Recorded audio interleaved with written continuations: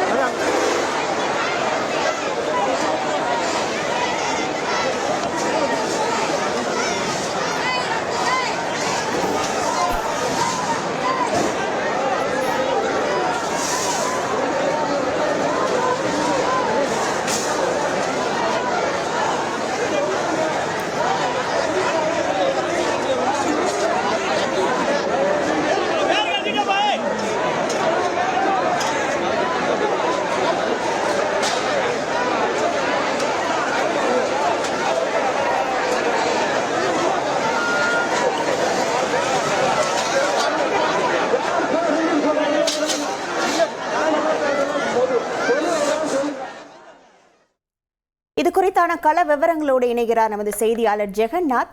வணக்கம் ஜெகநாத். தற்போது டங்ஸ்டன் கனிம சுரங்கத்திற்கு எதிர்ப்பு தெரிவித்து ஏராளமான மக்கள் அங்கு போராட்டத்தில் ஈடுபடக்கூடிய காட்சிகளை நம்மால் பார்க்க முடிகிறது. அங்கு இருக்கக்கூடிய கள நிலவரங்கள் தற்போது என்னவாக இருக்கிறது? வணக்கம்.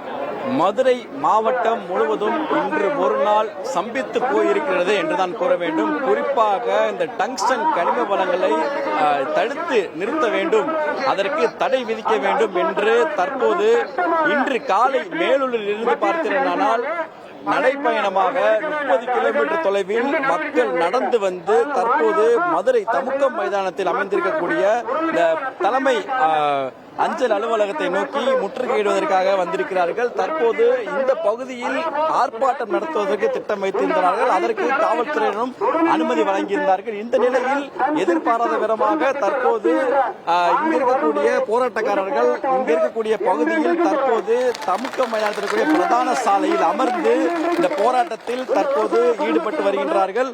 அதைத்தான் நாம் பார்த்துக் கொண்டிருக்கிறோம். இங்கு இங்கு ஏராளமான மக்கள் இங்கு தரையில் அமர்ந்து இந்த போராட்ட களத்தில் அவர்கள் ஈடுபட்டுக் கொண்டிருக்கிறார்கள். குறிப்பாக கிட்டத்தட்ட ஒரு 4 மணி நேரத்திற்கு மேலாக 30 கிலோமீட்டரை கடந்து பல்லாயிரக்கணக்கான மக்கள் மேலூரில் இருந்து மதுரை மாநகருக்கு வருகை தந்திருக்கிறார்கள். குறிப்பாக இந்த டங்ஸ்டனை தடுத்து நிறுத்த வேண்டும் என்பதற்காக தற்போது பல்வேறு காவல்துறையினருக்கும் போராட்டக்காரர்களுக்கும் பல்வேறு பேச்சுவார்த்தை நடைபெற்ற பின்பு தற்போது இவர்கள் இங்கே உட்கார்ந்து போராட்டம் நடத்துவதற்கு அனுமதி வழங்கியிருக்கிறார்கள். தற்போது இங்க இருக்கக்கூடிய பெண்கள் இருந்து அனைத்து ஆண்கள் வரைக்கும் பார்த்தீர்கள் மத்திய அரசுக்கு எதிராக கோஷங்களை எழுப்பி வந்து கொண்டிருக்கிறார்கள். அதை நாம் பார்த்து கொண்டிருக்கிறோம். மேலும் நம்முடன் வந்து இங்க இருக்கக்கூடிய மக்களிடம் கேட்கலாம், பேசலாம்.